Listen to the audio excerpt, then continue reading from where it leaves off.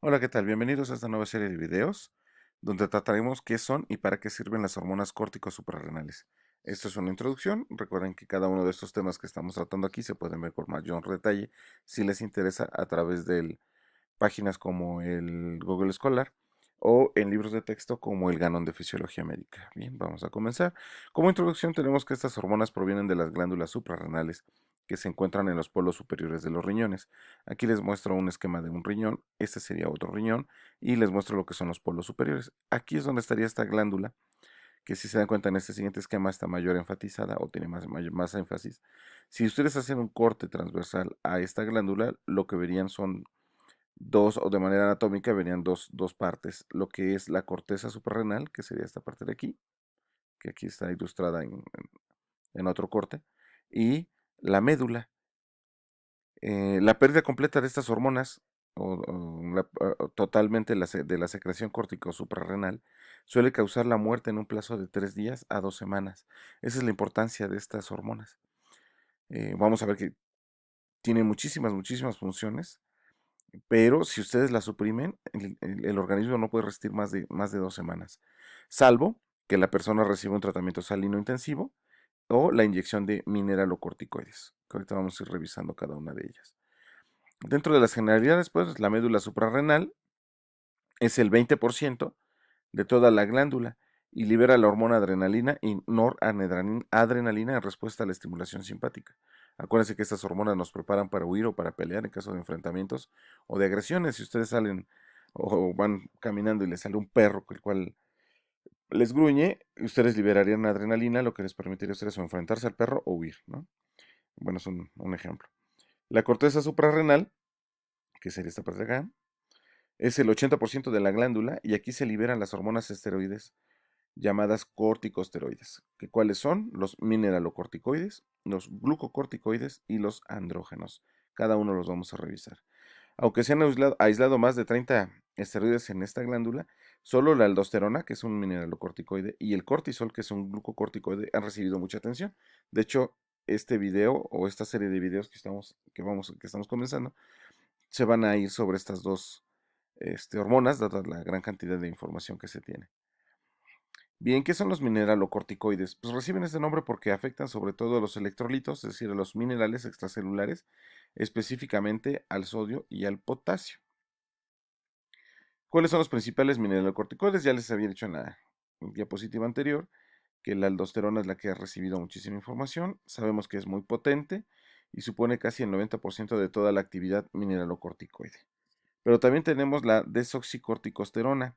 Esa tiene solamente un 1 sobre 30 o un treintavo de la potencia de la aldosterona, aunque se secreta en cantidades mínimas. Y aquí tenemos un cortisol sintético o el 9A fluorocortisol.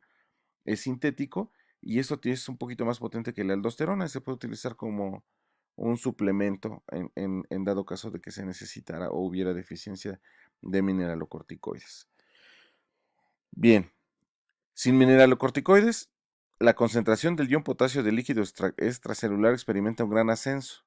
El sodio y el cloruro desaparecen enseguida del organismo y el volumen total de líquido extracelular y el volumen de sangre se reducen mucho. Es decir, afectan directamente lo que es la presión sanguínea y el equilibrio de minerales en el cuerpo.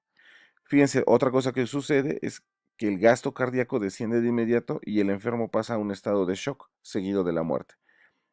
¿Sí? Los mineralocorticoides son sumamente importantes en mantener entonces la homeostasis del cuerpo. Toda esta secuencia puede evitarse con la administración de aldosterona u otro mineralocorticoide, como el que les decía con anterioridad, que es un suplemento. Por tanto, se dice que los mineralocorticoides constituyen la fracción salvavidas de las hormonas corticosuprarrenales. No obstante, los glucocorticoides también son necesarios para hacer frente a los efectos destructivos del estrés físico y mental, que vamos a revisar un poquito más adelante, cómo se liberan estos glucocorticoides en función del estrés. Entonces, los mineralocorticoides son y parecen tener una importancia o ser de suma importancia al momento de sufrir un shock, al momento de tener algún problema. Se deben administrar mineralocorticoides para mantener entonces la homeostasis, no solamente de los minerales, sino también la presión sanguínea. ¿Cuáles son sus principales funciones? Pues aumenta la reabsorción tuborrenal del sodio y la secreción de potasio. El exceso de aldosterona aumenta el volumen de líquido extracelular y la presión arterial, pero ejerce muy poco efecto sobre la concentración de sodio plasmático. También estimula el transporte de sodio y potasio en las glándulas sudoríparas. Aquí tengo un error, déjenme corregirlo. En las glándulas sudoríparas, las glándulas salivales y las células epiteliales intestinales. ¿Cómo se regula la aldosterona? Bien, el incremento de la concentración de iones potasio en el líquido extracelular aumenta mucho la secreción de aldosterona. El aumento de la concentración de angiotensina 2 en el líquido extracelular también incrementa mucho la secreción de aldosterona. Otra es que el incremento de la concentración de iones de sodio en el líquido extracelular apenas reduce la secreción de aldosterona y se necesita de ACTH, ustedes saben, de la adenohipófisis, para aquella secreción de aldosterona, aunque su efecto regulador sobre la velocidad de secreción es mínimo en la mayoría de los trastornos fisiológicos. Muy bien, esto que les estoy platicando de la regulación, esto del incremento en la concentración de iones de potasio en el líquido extracelular, se escucha como un poco complejo. Así que les voy a dar el mejor como ejemplo.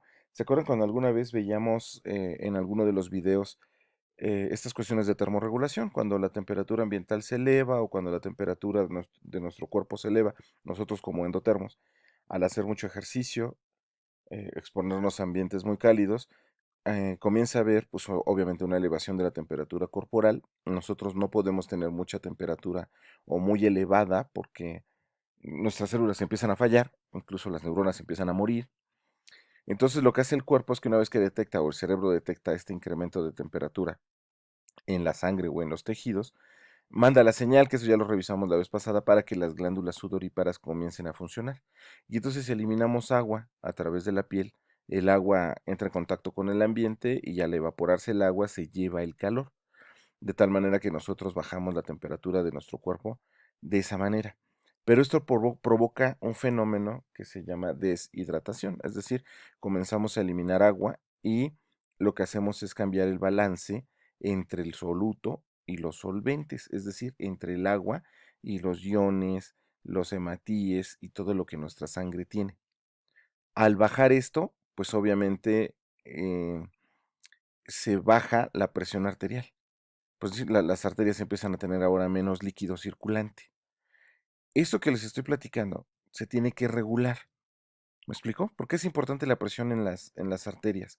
O en las, sobre todo en las arteriolas y en los capilares. ¿Por qué es importante la presión? Bueno, la presión lo que va a hacer es empujar todos los solutos a las paredes de los vasos sanguíneos, de los capilares. Al empujar a estos solutos, lo que va a favorecer es el intercambio de sustancias. Ya una de las más importantes y con las cuales tardaríamos muy poco en morir si no estuviera ocurriendo, es el oxígeno y el CO2, ¿me explico? Sin esta presión arterial, o sea, imagínense que no hubiera una regulación, que los tubos que tenemos como capilares no tuvieran la capacidad de contraerse o distenderse, y el líquido que pasara pues fuera como en una tubería, ¿no? Y que pues dependiendo la cantidad de agua que pase y no involucra que el tubo se haga más pequeño o más grande, de inmediato entraríamos en un déficit, ¿me explico? Al no haber esta presión, al no poder hacer el intercambio gaseoso, pero no solo el gaseoso, sino de nutrientes y de hormonas y de otras sustancias, el cuerpo entraría de inmediato en un gran problema. Por eso es que la presión arterial es sumamente importante, mantenerla estable. Eh, pues este sistema o los mineralocorticoides tienen mucho que ver con esto que les estoy platicando. Aquí les pongo una imagen, extraída del internet, me parece que es una de las más interesantes y como más didácticas. Eso que les estoy diciendo, miren, de la deshidratación, que puede ocurrir por eso que les digo, de mucho ejercicio, están haciendo mucho ejercicio o están expuestos a un ambiente muy calórico, ¿no? Se salen un día de verano en Acapulco a los 40 grados y se exponen a esa temperatura. El cuerpo comienza de inmediato a tratar de bajar la temperatura corporal a través del agua y comienzan ustedes a deshidratarse. También otro proceso que provoca que los mineralocorticoides comiencen a tener su función es el déficit de sodio. El déficit de sodio ocurre también cuando sudamos. O sea, eliminamos muchos electrolitos también ahí, o muchos minerales a través de la sudoración. Pero también hay patologías que pueden ayudar a a que haya déficit de sodio. Otra cuestión que dispara o regula la producción de mineralocorticoides, en este caso lo incrementa, es las hemorragias. Las hemorragias tendrían algo muy parecido a la deshidratación. Es decir, ¿qué pasaría o qué es lo que estaría detectando el cuerpo? Pues una disminución del nivel sanguíneo, que da como resultado pues una disminución de la presión arterial. Esta disminución de la presión arterial es detectada por dos puntos. Ahorita vamos a platicar la regulación de los mineralocorticoides y luego les platico la regulación cerebral. Aunque no es motivo de esta clase, pero tiene que complementarse. Esta disminución de la presión arterial se detecta en el riñón, jóvenes. Pero obviamente pues, el riñón es una cosa enorme. ¿De qué parte del riñón? Pues en las células del aparato yuxtaglomerular. Este aparato lo vamos a revisar cuando veamos función renal. Solo ténganlo ahí presente. Hay un aparato que está dentro del riñón y que ayuda, o más bien puede censar nuestra presión arterial.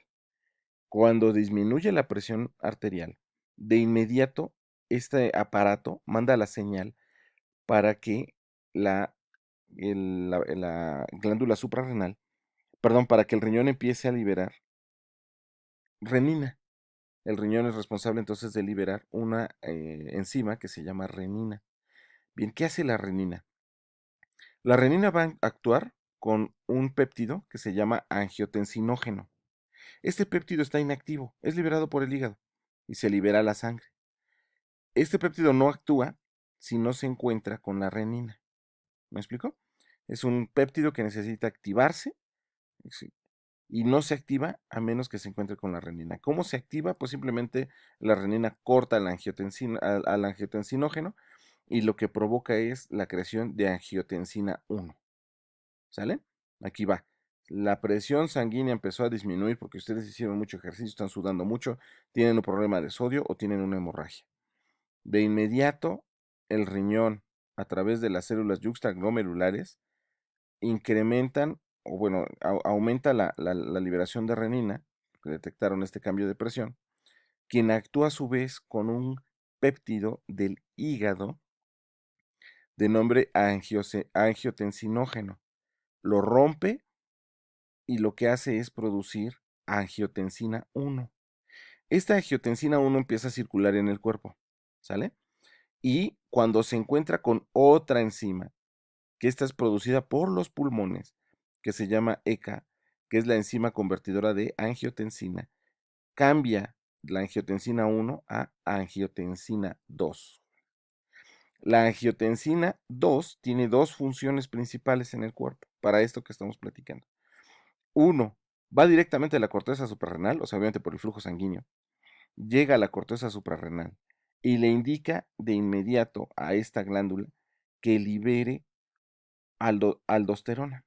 ¿Se acuerdan? Que es el mineralocorticoide más estudiado y que además tiene el 90% de la función de los mineralocorticoides. Este aumento en la aldosterona hace que en los riñones aumente la reabsorción de sodio y agua. ¿Se acuerdan que platicábamos también cuando veíamos termorregulación que los riñones pueden hacer esa función? O sea, pueden incluso jalar por capilaridad reversa o por capilaridad de la vejiga hacia los riñones la orina y pasar el agua de nuevo al cuerpo. De tal manera que nosotros podemos dejar de orinar, pero no podemos dejar de sudar, porque si nos morimos. La orina ahorita no sería indispensable, orinar no sería indispensable, por lo tanto, esa agua contenida en la orina es pasada de nuevo al, al sistema y con eso incrementamos el volumen sanguíneo. Pero también la angiotensina 2 hace directamente una vasoconstricción de las arterias. Entonces, por un lado, los riñones lo que están haciendo es aumentar el volumen sanguíneo y por el otro lado, la angiotensina 2 hace una vasoconstricción de las arteriolas, pues, de los capilares, de todo el sistema. Y estas dos acciones dan como resultado que la presión arterial aumente hasta que regresa a su normalidad. ¿Sale? Ese sistemita es lo que estaría funcionando. Ahora a través de que qué tan grave sea la hemorragia o qué tan grave sea la deshidratación, pues los riñones pueden empezar a fallar. Algo que no se menciona en este esquema porque no es en relación a los mineralocorticoides es que esta disminución de la presión arterial también es detectada a nivel cerebral. ¿Y qué es lo que hace el cerebro? De inmediato manda la señal para que el ciclo sed-saciedad se modifique. En otras palabras, comienza la conducta de lo que conocemos como sed. El cerebro manda la señal para que ustedes empiecen a buscar agua y ayuden a que todo este sistema se regule bajo la ingesta de agua. Digo, si toman agua con electrolitos, pues es mejor, porque ustedes seguramente perdieron electrolitos al sudar. Bueno, hasta aquí llegaría la clase del día o este video del día de hoy. No olviden suscribirse, darle el pulgar arriba y activar la campanita para que cada vez que nosotros subamos un video, ustedes estén enterados y lo puedan revisar. Hasta la próxima.